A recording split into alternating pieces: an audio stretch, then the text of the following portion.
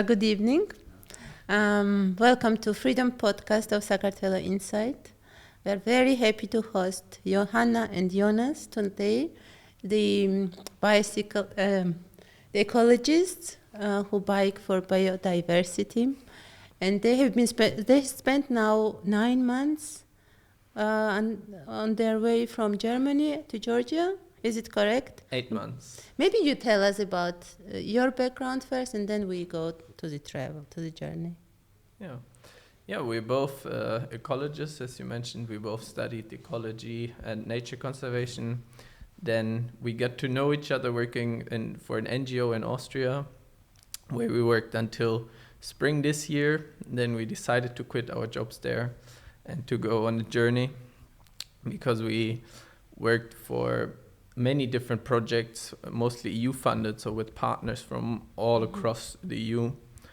And we saw what great work they're doing on the ground, but never really had the chance to visit them. Mm-hmm. And then we thought, like, now we want to go out and see what other organizations are doing in the field, what is happening on the ground in nature conservation. And exactly, so to add to that, we also have a little bit different background when it comes to where we were born. So Jonas is from Germany, I'm from Slovakia. We already experienced a little bit of different national mentality towards nature conservation. And we also knew that there are many voices that are not heard. So it's not just, nature conservation is not just protected areas or not just the biggest organizations, but there are many, many ways how an individual or a community even can protect nature. So we wanted to search for these voices, for these stories, and to share them with the community. And we wanted to do this on a global level. So we decided to go on the bicycle journey. And you started it very quickly, or how was the preparation then? What did you do first, or what is the mindset you need to make such a journey? Also, physically, mentally, I don't know. Yeah, so we started 8 months ago. On the 28th of April this year, we officially started our journey. And we had the idea last September, so kind of half a year before we started. But then we were still working full-time for the organization, so we didn't have so much time to plan. We tried to organize some things, getting a bike, for example, which was harder than we thought. And then Hanna stopped working there at the end of March, and then we basically had 3 weeks, and then we went in. So it came along like for half a year. We had it on our minds, but the actual preparations were quite short then. And you're heading now from Germany to Singapore. In how long time? In the beginning, we set ourselves 1.5 years as a time frame. Now it's probably going to be longer, not necessarily because the biking itself takes longer, because in fact you can, maybe not many people will believe, but you can get to Singapore in a relatively fast time frame. But because of our way of traveling and because of we really want to delve deep into the countries and to the topic in each country, to the nature conservation, we tend to spend a longer time in places, especially in places that are completely new to us. So in Turkey we spent much more time than we planned, and in Georgia the same. So now 8 months later we kind of quit this 1.5 year idea. We will go until we feel that the journey should go on, and we see when the end comes. So how does your daily routine look like then? It's very hard to say. We cycle maybe roughly half of the days. Probably now that winter is coming, not so much anymore, but then it's really, we get up, make breakfast. So most of the time we wild camp. That means we have to get out of the tent, make breakfast, pack everything up on the bikes, then we start cycling until it either gets dark or we're too tired or we've reached the destination. And then the same thing, eat, pack, set everything up and get ready for the night. And if we're not cycling, often we meet people, so there's a lot of meetings, sometimes in offices, sometimes we have the chance to go out with people into the field, see what they're doing on the ground, and then it very much depends on the situation. So what is the concept of the journey, and what do you want to achieve with this? Maybe this is, I don't know who wants to answer this. So the concept briefly is that I think there is already kind of an awareness and talking about the importance of biodiversity, that we are currently in a climate crisis, in a biodiversity crisis. But many people don't know what they can do as individuals. And also many people don't know who in their surroundings or even abroad does some important or even innovative work to protect biodiversity. So the concept is that we set out, we meet with people from very different fields, so public field, private sector, individuals, education, all kinds of fields that kind of connect to this idea. You make research, or how do you meet these people? Various sources. So we make research as well. We also just simply get kind of recommendations. So when we talk to some people, they know some other people who they work together with, and then in this way, kind of like communication chain, then we contact them. The idea is to show the stories of these people. So the idea is really that we want to show the positive examples. We want to be the voice of the positive change. What is being done to protect biodiversity, to combat the crisis that we are in. And what were your findings so far? So I have the feeling that farther you go from Germany, more environmental problems there might be, but I might be wrong. So I would think that in Germany the environment is better protected, or biodiversity, and somewhere Bangladesh, I don't know, it gets less and less, but maybe I'm wrong. What is your impression? I definitely wouldn't phrase it so generally. What is, of course, unfortunately, a big factor that plays into nature conservation is the financial or economic situation of the country. Right. So in Germany, what has been clear is that there's a lot more funds available to do good research and then to implement projects on a large scale. And many more regulations also, and limitations for, right? There are, luckily in the EU now, most environmental legislation is unified, so the same laws apply in all of the EU. And in many other countries there are laws in place. What is often more lacking is the implementation of the laws and the enforcement. That's also something we learned here in Georgia is a problem.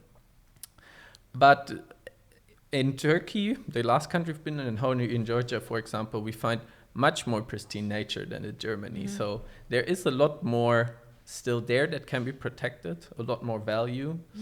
And I think it is just a matter of time, or a matter of enough political willpower in the next years to protect these, so that Georgia, for example, can sustain more natural value than Germany. Maybe Georgia's good destiny that we don't have so much industry which can harm the nature. I don't know.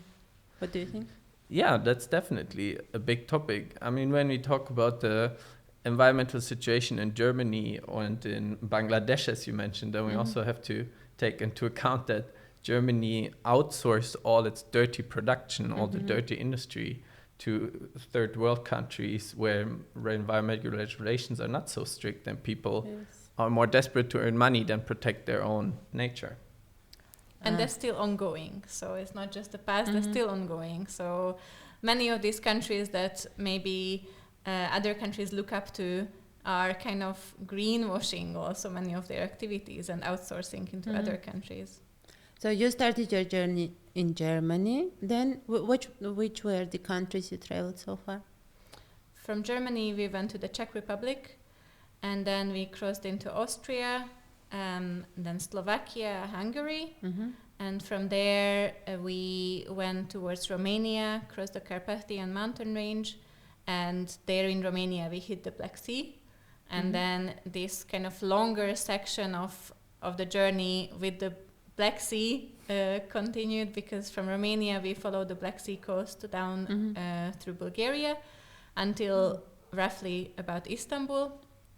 And then in Turkey we spent 3 months crossing from north to south completely. Because it's also huge. It's country. huge, and it's very diverse and was very interesting to us. So we went basically completely down towards the Syrian border, and then went up to the Black Sea, close to the Georgian border, and then basically we crossed already from west to east to Georgia completely. And if I ask you to remember the most interesting or most impressive people which are protecting biodiversity, who would come first? The two ones who come first to your mind. Phew, that's hard to say. If there is something which you did not expect to see, which you have never heard, but it works greatly, or I don't know. I think in Turkey we definitely met inspiring people. To be fair, in Europe we mostly met professionals that we knew from our work before. And then in Turkey we met more people that do it on the side and also face a lot more political pressure sometimes when they stand up for nature and criticize the government. And it was amazing to see that people really, without getting paid for it, sometimes invest all their time and sometimes even all their money into protecting nature. But also just very recently in Georgia we had these wow experiences as well. We had the chance to join 2 organizations for multiple days on the field. One was Sabuko, which is kind of the Georgian bird life partner. So focusing Did you go to Tirala Park, this bird watching place? No, we went to Chachuna Reserve, more to the Azerbaijani border with them. And we also joined another organization, NACRES, to Kazbegi to do the winter monitoring of the Caucasian tur, a kind of mountain goat species. So we had the chance to spend multiple days with these organizations and really the individuals that are working in it, and that was also very cool for us, because the more time we can spend with them and the more time we can observe their work, the more we get an insight really into their successes but also their struggles in this field. And what did they tell you? They feel that they are successful, they make good progress, or in their work? What was your impression? Yes, definitely.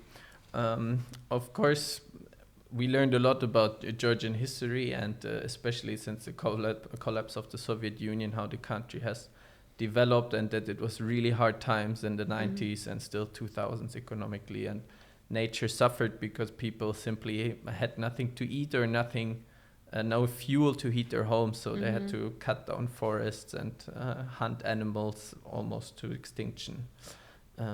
But what we definitely heard is that there is now a change in mindsets, and we met so many inspiring people that unfortunately sometimes even have to put their life on the line to protect nature. So we heard several times stories of rangers in protected areas that got death threats or even died, but it just shows that there are so many people that work so passionately to protect Georgia's nature, and luckily with the younger generation that is settling in their minds that is the way forward. So I have the feeling that Georgians have to go back to the nature and to get the connection again back with the earth. When I'm observing now the agriculture in Georgia, it's like as if they are from another cosmos often. They don't listen to the nature, don't listen to rain or, they have continue working since as they did 50 years ago, but the climate changed very much. So what do you think, how should this be done? Is maybe that if they get education in school, if it starts already in the school, maybe it should help. What is your impression? I think we agree with you. It's not just in Georgia. I think it's a general problem, and that with the agriculture being part of this massive system, also many processes are industrialized, and unfortunately, a lot of indigenous or really broad knowledge that our ancestors have gathered is completely lost. And there is even a field which is called ethnobiology, which is focusing on the biological knowledge of peoples in different regions, mostly people that have been living in that area for a long time. And there is a lot of this kind of indigenous knowledge, for example, in the Ajar Mountains here in Georgia. So people who still live there continue practices. They know the plants. They make natural remedies, medicine, and so on. But with every generation, because this work is so hard, the next generation doesn't want to continue it. So it's a difficult thing. We also think that there should be more focus, or this kind of knowledge should be preserved. And especially in places like Georgia, where there is still these communities living, they should have the chance to practice it and to also benefit from it. Not have to, for example, use their lands to plant tea. Cultivate tea in big masses, but to be able to plant whatever they planted in the previous centuries. Yeah, and also because the climate change, and you cannot plant what you have planted 2 centuries ago. It's in Western Georgia so visible. Often they continue like they used to do it, but the climate does not support it anymore. Yeah, that's that's of course, there's already many challenges for biodiversity, many threats, but climate change is accelerating all of that to a degree which none of us can oversee or predict. So it's very important to take that into account for any projects you do, but it's very hard because you cannot say, it's not global warming, it's not only it gets a few degrees warmer, but depending on the region, the weather can change in many ways. If we go back to the beginning of your journey, what are the main threats for biodiversity in Germany or in Central Europe, and what are they here, if you can already say it? The threats are very universal. That is one thing that we learned.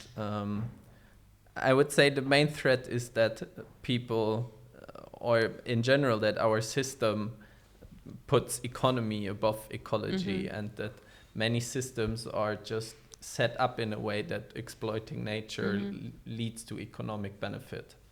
So that means that road construction is a big threat, construction of buildings is a big threat, pollution of intensive agriculture. Hydro plants. Yeah, this is exactly. A huge problem. Deforestation, also because of plastic pollution. These are very, very universal threats. And for Georgia, the same, I guess. Yeah, definitely. So we heard that, in Georgia, there's still a lot of homes that are heated with firewood. So, of course, you need to chop down a lot of trees to make enough firewood, which is a problem. Georgia, luckily, still has a lot of forests that are in very pristine condition and not managed. And there are projects. We visited the project that is implemented by the GIZ to bring better fuel stoves to people so that they don't need to burn less wood. And there are many efforts to go and to improve this situation, but it takes a long time, unfortunately. Maybe we should take a question if there is any. One first, to give audience the floor. Yes, we have a question. If economy does not make people wealthy, where then do we take the resources for all the people to be active in whatever they want, to be artists or, so economy versus ecology. What do you think? Yeah, that's a recurring topic. And as we said before, it often is seen that economy comes first, and then once you're wealthy enough, you can take care of nature. But it's a very short-sighted mindset, because if you destroy nature, in the long term, it's going to have very harmful impacts on your economy.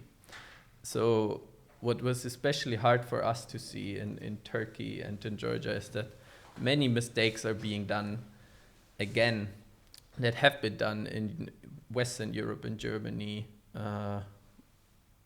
maybe already 50 years ago, or in the last decades at least. And now there is a lot of money being put into reversing those mistakes, reversing those environmental destruction, and to have a really prosper economy for not only the next 20 years, but the next 100 years, a working ecosystem and working ecosystem services are the foundation. You know, there is this little tale or story. If the dog is sick, you know, you go to the grandma tells the little kid, okay, give him a garlic and give him some ham. So the kid goes and gives the garlic, dog doesn't want, gives the ham, comes back and grandma, he didn't took the garlic which was helping. No, you need to put the garlic inside the ham and give it. And don't you, it's a little bit of an extension of a stretch, but don't you think we could, instead of trying to change people's mind of, okay, you should not make money for this environment, why not we can focus, and I want to have your opinion on this, on is it possible to like channel them so that they can make money but still protecting the environment and still helping the environment?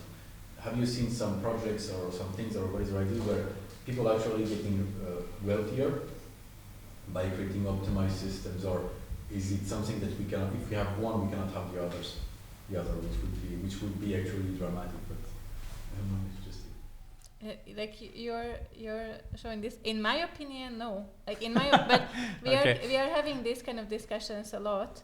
Of course, there are some people who can get like investing into renewable energy. You can get richer, but in my opinion, the main problem that is kind of trapping us is this constant focus on growth, on growing. This is the kind of the essence of capitalism, and there is no endless growing.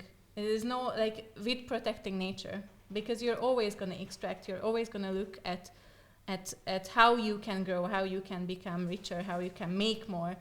And I think this is, by principle, contradictory to nature conservation, because you want to conserve something that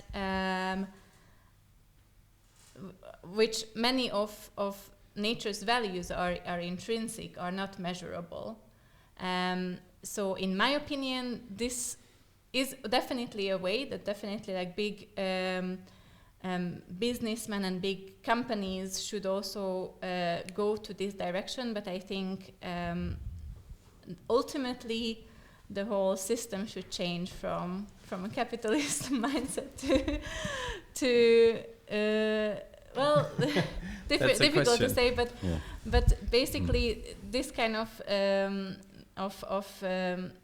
fixation with growth is that's the interesting main problem. So now it needs to have a regulator now, because if you say we should not focus on growth, somebody needs to say no, we should not grow.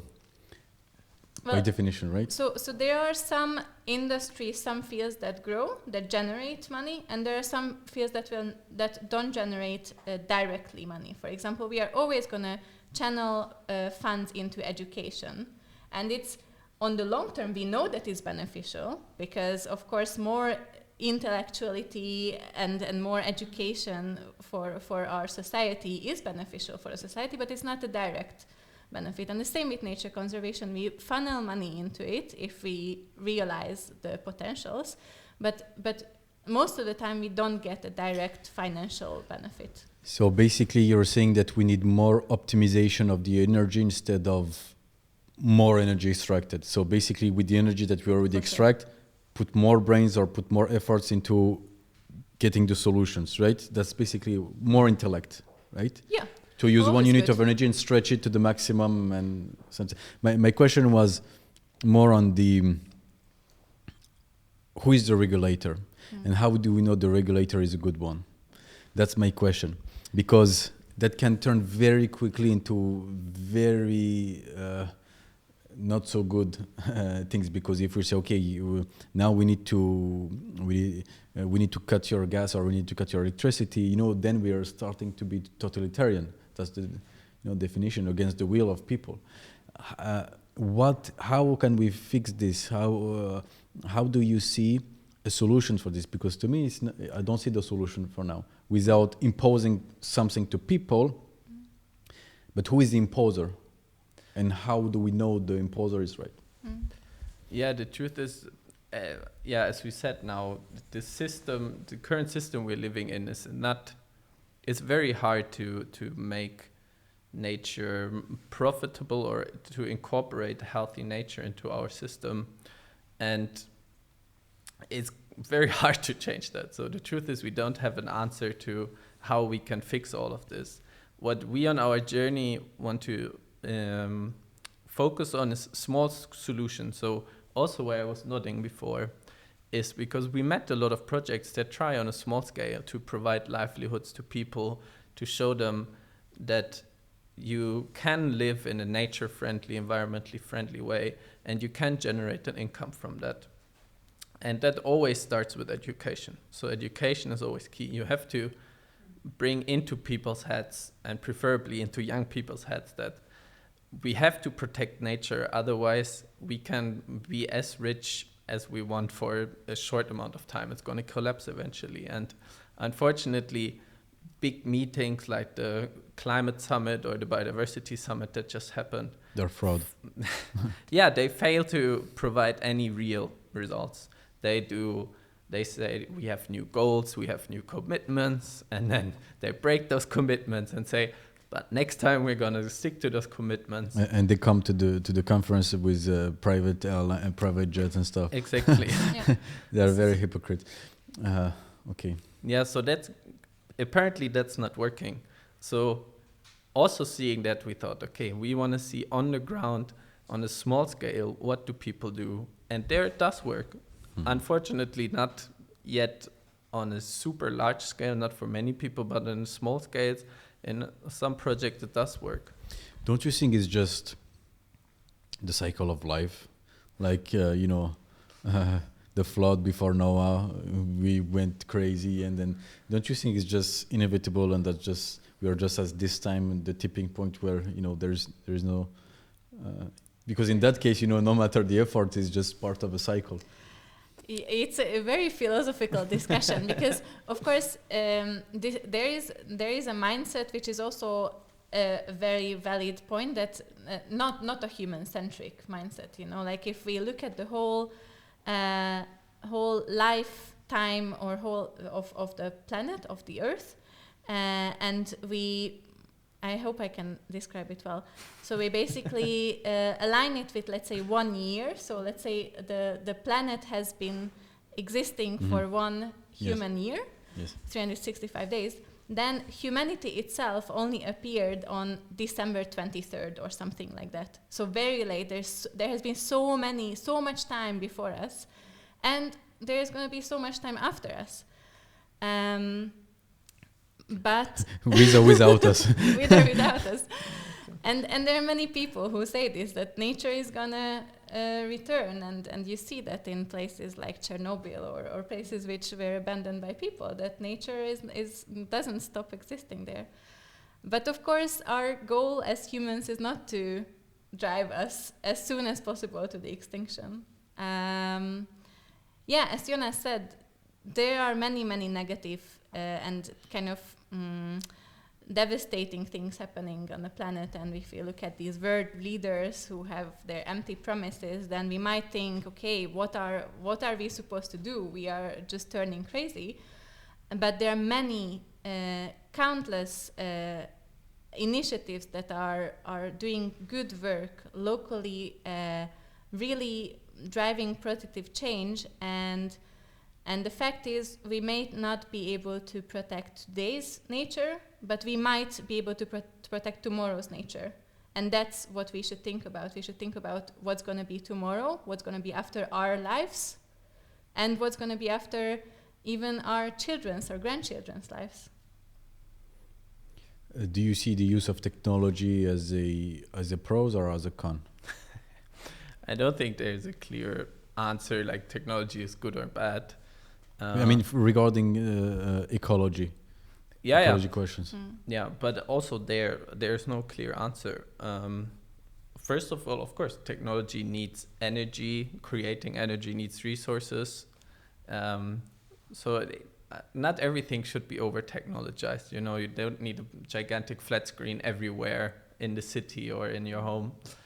But of course, it also has. If we want to live in the way we live currently, which is very comfortable, then we need it. And it also, in conserving wildlife, it has a lot of. It can have a lot of useful applications. What would be ideal is if these technological advancements would be more spread out across the world. That more countries would have access to advanced technology to protect nature as well. You know, it's funny because from the thing that destroy nature, also there is the seeds of what can protect it and what can spread the word. So, the iPhone and internet requires lots of energy, oil, 99% of oil and gas and, fossil energy. But that's the energy also that allows us to have satellites and to be able to communicate and have podcasts and to have distributed information. So, there is also maybe the seeds in every single thing that may look bad or may have some adverse effect on nature. Also the seeds of, because now the environmentalist message is spread all over the world without any problem. Why it would take a real ecologist, like in terms of the 1800s, a horse to go and spread the word, right? So can't we be optimistic about this? Yeah, definitely. Don't you see that more and more people are getting on board? Yeah, I mean, also we, for our journey, we use social media and we use the internet to spread our message. If we wouldn't have that possibility, it would be very hard for us to reach anyone and to get any of our thoughts and our message out there. And, in nature, what you always talk about in ecology is balance. And I think with a lot of human things, that's also what we have to think about is a balance. Technology can open or has already opened up a lot of amazing opportunities in many ways and for many people. But we should just think about, do we need the new iPhone or do we need another screen or do we need a bigger house? It's always just about finding a balance and thinking about what do I really need, what creates new opportunities for me, and what's just waste. Is it not just fighting against human nature?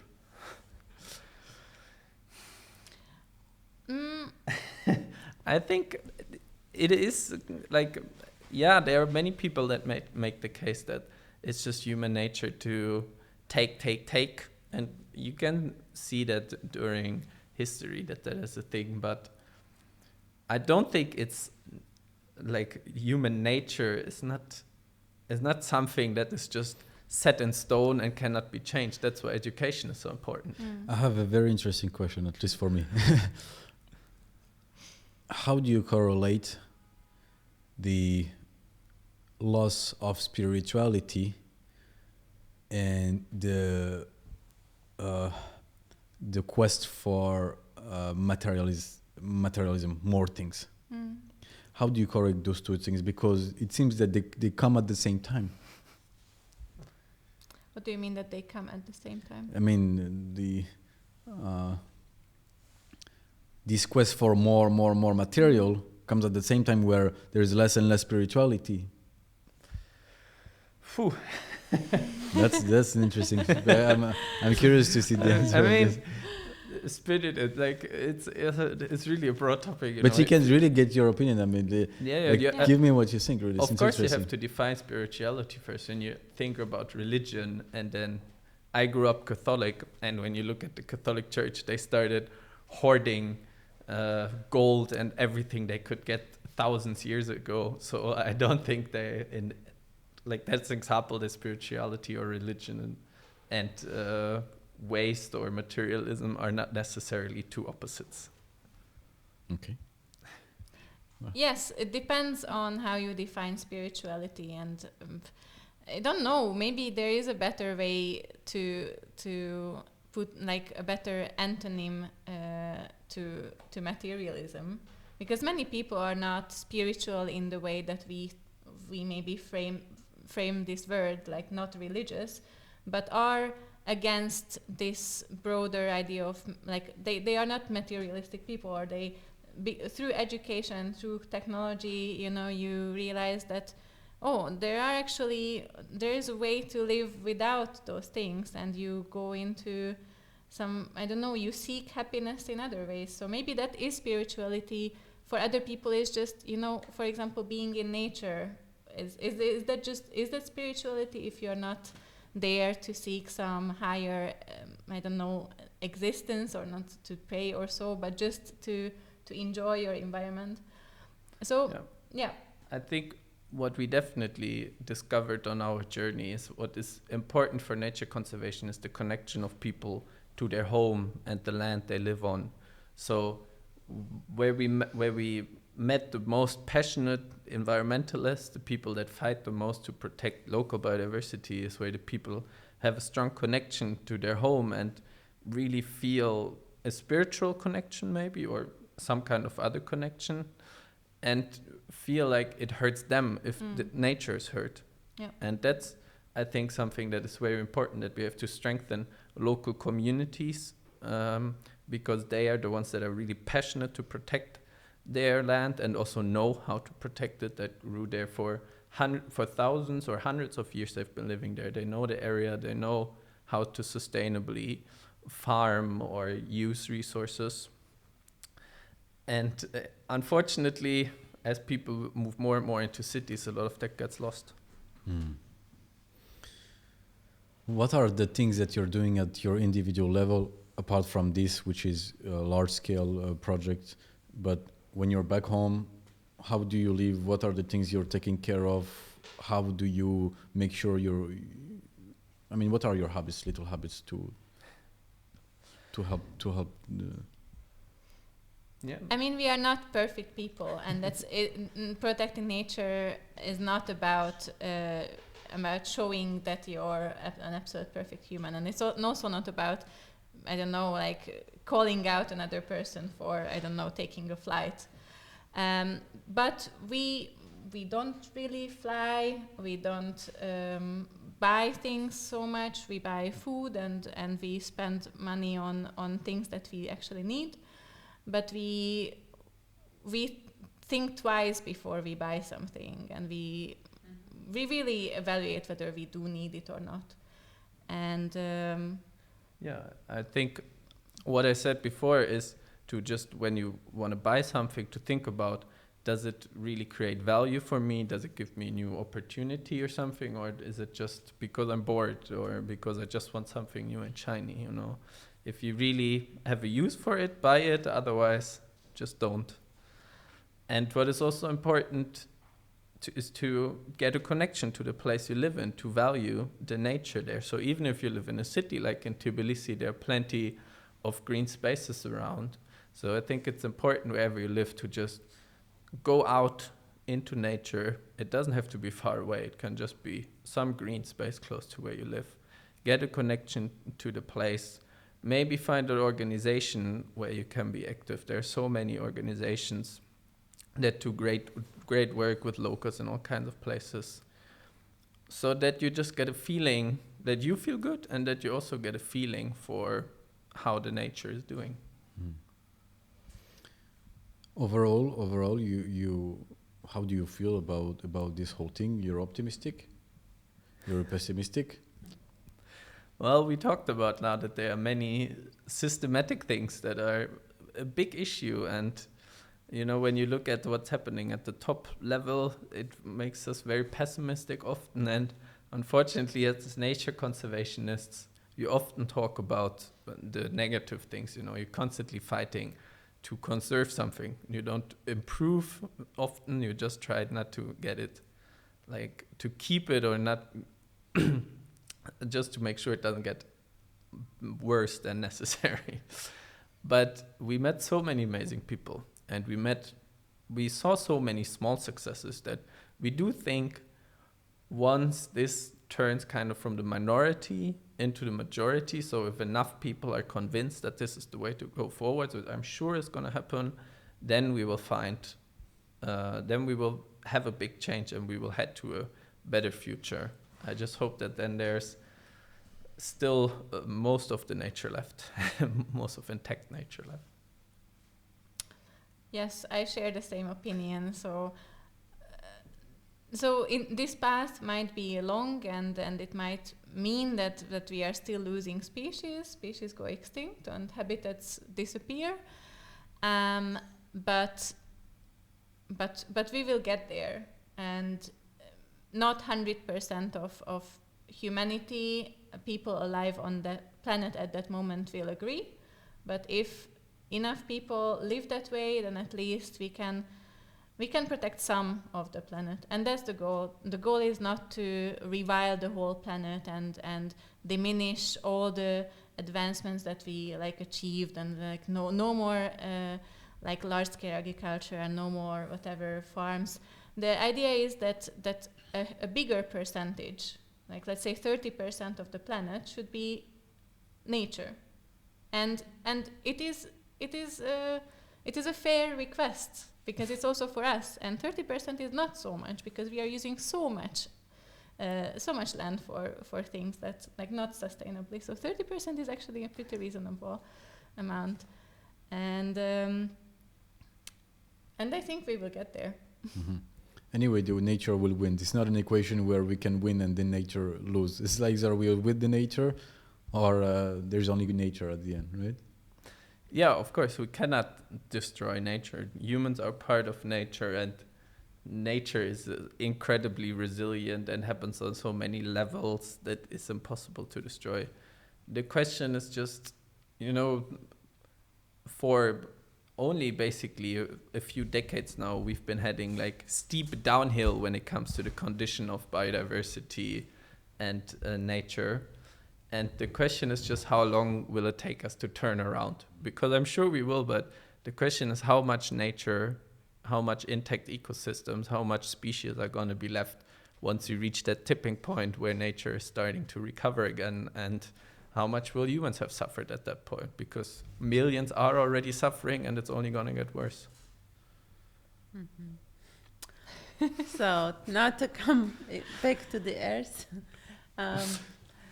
how is your journey continuing? Where are you now? At what point are you making a break in Georgia? Are you staying longer? What is your next steps? We are staying longer. We are not necessarily making a break. We are not cycling as much as before, also because of winter. Simply, places are not so accessible. We are still cycling, and we are still spending time outdoors. We were just in Borjomi Karagauli National Park for 4 days.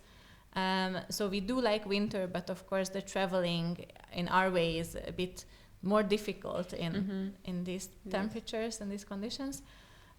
So our close plans are basically for 1 more month. We plan to still go to some places in Georgia, because in fact the country for us is really so interesting. The more we learn about it, the more even we are more interested. So there are plenty of other things on our list of to-dos, and then we are going to continue, so heading eastwards. And would you describe Georgia? What would you say about it when people ask you? Tell me few words about it. What was unexpected or different than you expected, or I don't know, people, nature, whatever? What is just incredible is how much diversity, natural diversity there is on a quite small area. So Georgia is not a big country, but just the diversity of ecosystems. So you're in the west, close to Batumi, you have subtropical rainforest where you can grow all kinds of subtropical fruit. And then you have the east, which is steppe area. Then you have some of the highest mountains of Eurasia, and all of that within a few hundred kilometers. And also in terms of fauna, no? Oh, yeah. Yes. Yeah, so it's the crossroad between Asia and Europe, and it's one of the 35, I think, biodiversity hotspots in the world. The Caucasus, not just Georgia, but So the Caucasus ecoregion. So it's really an incredibly diverse region and beautiful. For example, when we went hiking in Bojomi Haragauli now, we followed wolf tracks, we followed bear tracks. They are just so abundant in the mountains here because they're so very wild, which is something you cannot see anywhere else in Europe. And it's easy to come around in Georgia. How is the infrastructure for you, or if you need some for accommodation also, because your luggage did not come on time? It's different. It's different to come around. Of course, in every country it's like that, but yes, of course, because of the mountains, there are not so many main roads, so cycling infrastructure is not so developed. The train infrastructure, the railway is not so developed to every part of the country. True. So with these marshutkas, we try to get our bikes on, and it was a hassle. So it's, of course, it's different, but until now we managed to get almost everywhere we wanted to. So we basically adapt. So it's maybe not as extensive infrastructure as in some countries we've been, where you have trains, buses going everywhere, but with the marshutkas you can go anywhere. And if it would be summer, then we could go anywhere by bike as well. Just now in winter we rely a bit more on public transport. And how does your journey continue? You go to Armenia, Iran? Yeah, so our idea was to continue from here to Iran, but simply because of the current political situation we decided not to go there. Yes. So at the moment it looks like we're gonna continue to Armenia and then fly probably from Tbilisi to India to continue our journey from there towards Singapore. So you will fly over, or you will miss also Afghanistan, or will you go to Afghanistan? So normally it would have been Iran, Pakistan, India, and now we consider flying to India and then going back into Pakistan by bike, doing a little loop, and then traveling through India. There you will see other challenges, I guess, yeah, regarding environment.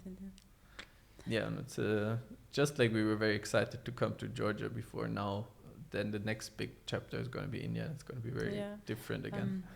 So when you come back in April, you will share your findings with a bigger audience, or how do you imagine it?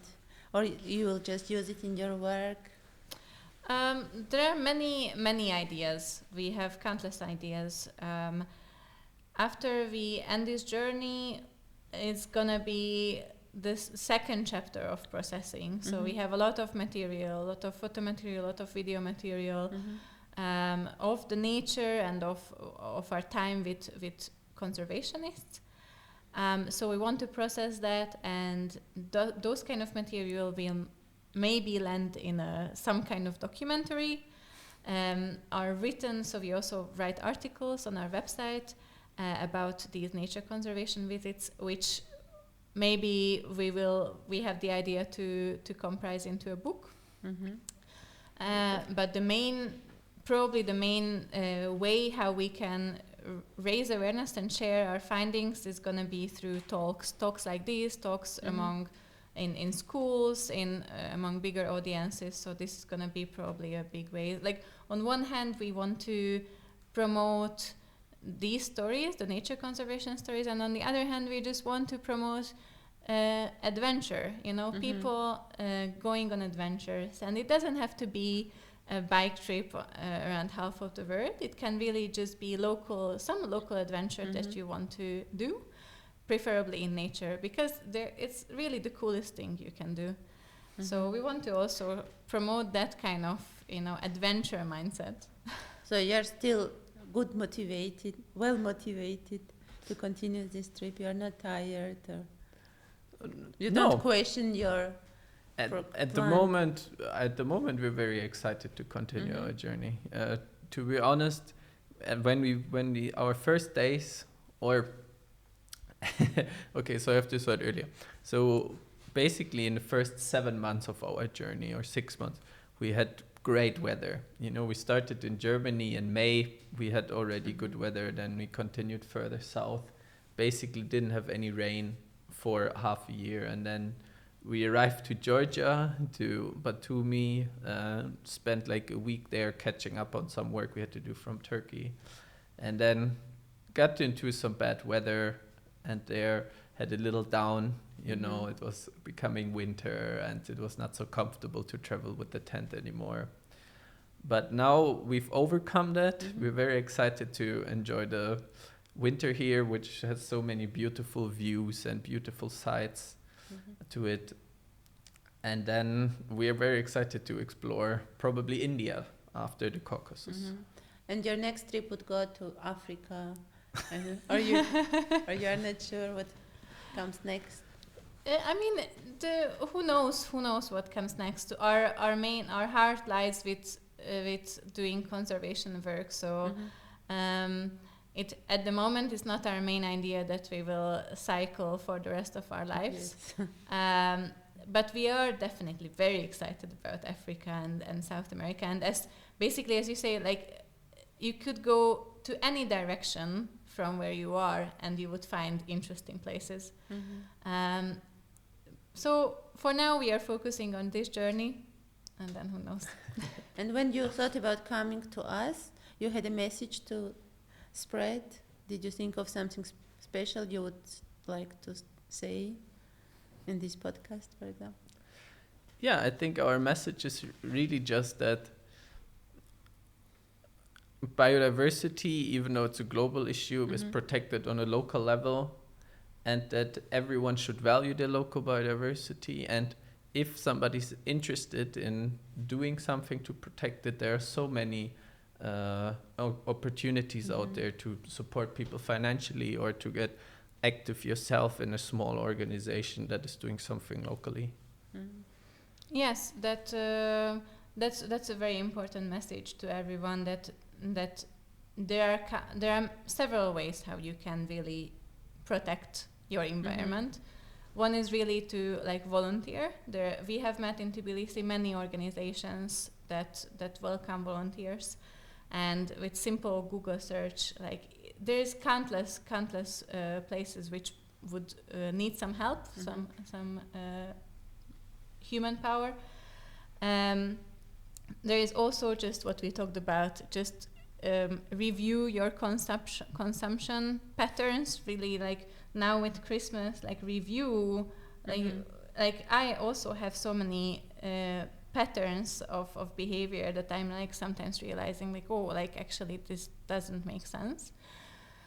And get active in politics, nature conservation cannot be separate from politics, and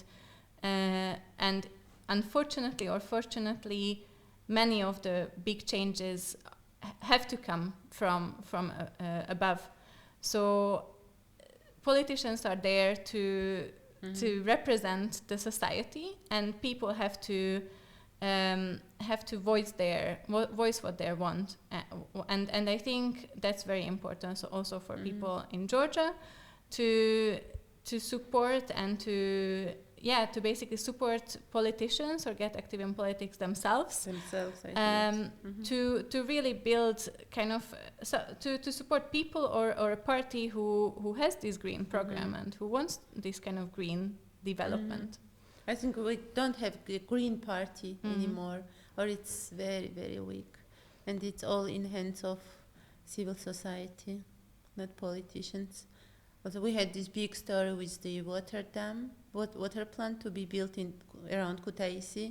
Maybe you heard about Namukhon has. And this project was stopped. But of course there is this background, politics versus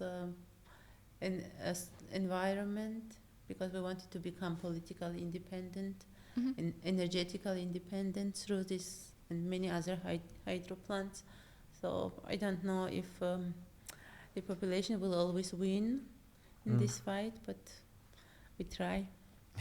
Is it going like expected, or what is the most unexpected in your journey so far? Because you had some, I guess, imagined something you would have. It is your first long bike journey also? Yes. So we didn't have many expectations because we were like from the beginning we were kind of aware that we cannot expect what's going to come anyway. So we just started with a mindset, okay, let's go, let's see what is possible, let's see what comes out of it.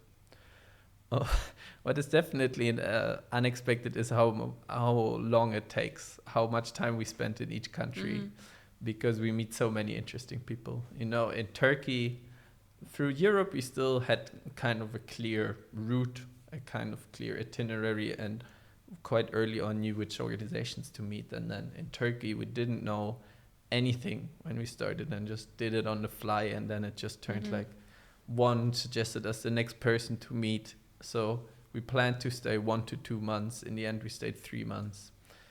Then we got to Georgia, say, okay, Georgia is a much smaller country. It's going to be quicker, maybe a month or 2. Now it's going to be at least 2 months before we leave Georgia. So it's just, what is unexpected is just how overwhelming it is and how many amazing people there are to meet. How are you financed? How do you finance yourself? Can you repeat the question? How did you find Sakartvelo Inside? No, finance. Finance. How do you finance your journey? We financed our journey from our own savings. So we saved up before. We luckily get some great support from family and friends. But we tried to get some different funding sources. So far it has not worked out. But we are still continuing to have new ideas how we could fund it, and we will see. And is it hard? Is it hard financially, or do you manage? Are you comfortable still? So the question is it hard financially? It is not really hard because, in fact, you spend much less living like how we live than how you would in a normal setting, let's say. So, of course, we have some running costs like insurance or phone bills or so, but we spend most of the time either in the tent accommodation, almost no cost, and we cook a lot, and there is not we don't spend on transport, so it's not really expensive, and also basically and what plays a big role in it is the hospitality of people. They invite you in, exactly, right? so to sleep with you. In most of the time when we don't camp, we try to use couch surfing or other platforms where people allow us to stay for free at their place. So that's made a huge difference, just that we don't have to pay much for accommodation. And this you do in every country or only in Georgia? In every. We started doing it mostly in Turkey and Georgia, but couchsurfing hasn't even been our main way how we experience hospitality. We just were stopped by so many people on the street. Curiosity. I think as a cyclist, you experience like a deeper level of hospitality than maybe any other tourist, because they look at you, they see that you're kind of vulnerable against all weather conditions. You're carrying everything with you, and they are also curious. So they want to help, and really countless ways we've been offered food and water and shelter and many other things. So this is also one of the very surprising things, how we connect with people. We try to avoid big roads, so we often go through really, really small villages. And through this way, we connect with people who we would normally never encounter, never speak to. And many times we don't even share the same language because there is just no overlap. And even then, we somehow manage to communicate and get our messages through. And it's really like very pure human experiences. Yeah, I read this quotation on your website. In a cyclist experience is more in one day than somebody using transportation in 1 year or something like this. I don't remember exactly, but this is true. Yes. And also for these people, they would never meet you if you would not go into their village. Yeah. And it's also a unique Yeah, experience. When I was a child, I read sometimes these children's tales where there was a village community and then suddenly a stranger came in from like a faraway land. And now we are many times these kind of strangers, you know. So it's very interesting, yeah. Yeah, it's often a very surreal situation for us, you know. We're just two people on bikes, you know, nothing special for us. But then sometimes when we go into villages, we are treated like, yeah, really Kings. like we are these crazy strangers that come from a big journey and that kind of bless the people with their presence. And sometimes it's really overwhelming to us how hospitable people have been. Too bad you don't speak the language of local people then. That would be amazing. That would be, if I could have one superpower, I would choose that to speak in all the languages of the world. So you don't go to the schools and find an English teacher or somebody to help you with meeting with locals or something like this? We don't need it really. Like we never. Also, there's Google Translate. You can quite well communicate with Google Translate. And until now, we got by. There is really just many ways of nonverbal communication. How you can communicate with. Now I'm from Slovakia. With Slovak, I understand a bit of Russian. That already helps in many places in Russia. In the countries, like sometimes it was never really an issue where it limited us completely from, I don't know, communicating. So. Yes. So on the human level, you're very optimistic because you mostly have positive experience with people.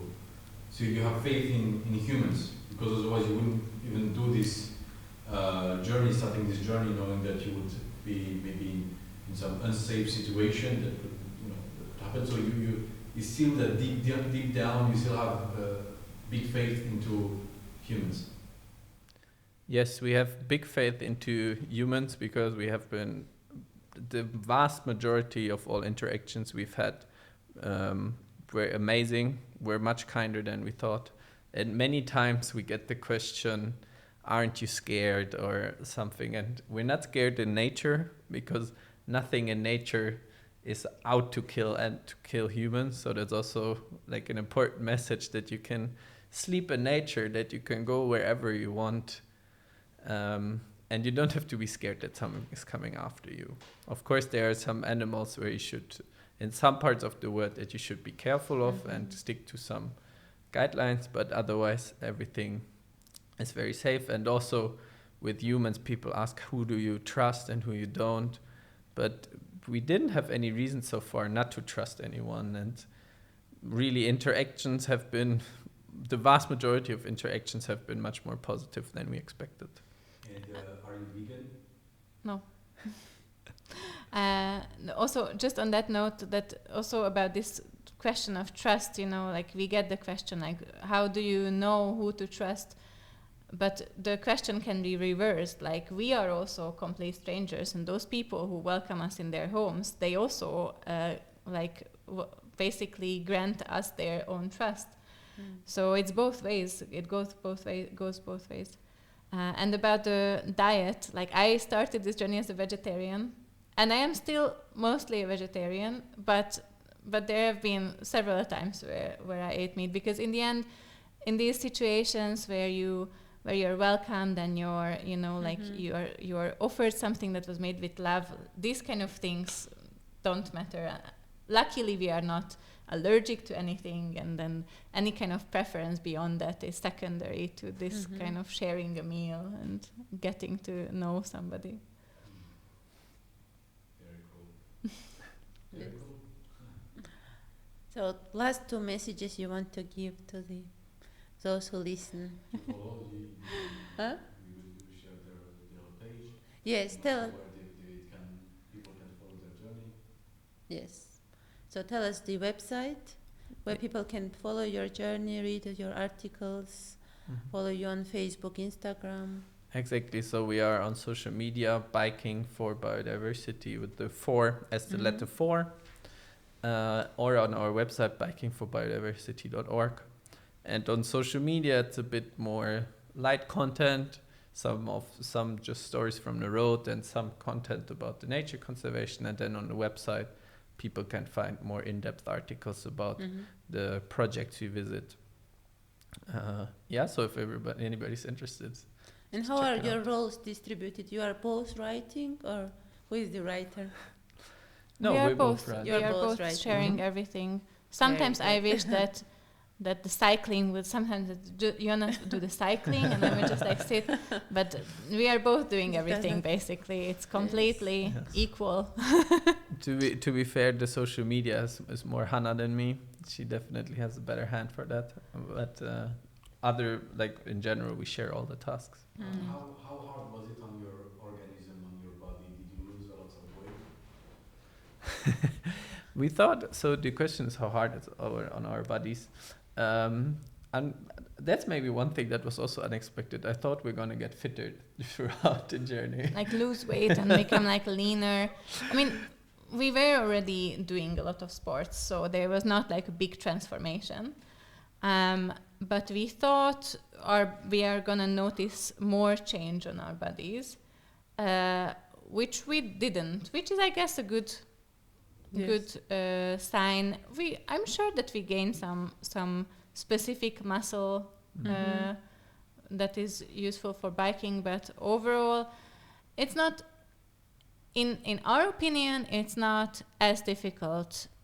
Like doing this journey is not as difficult as it may sound, and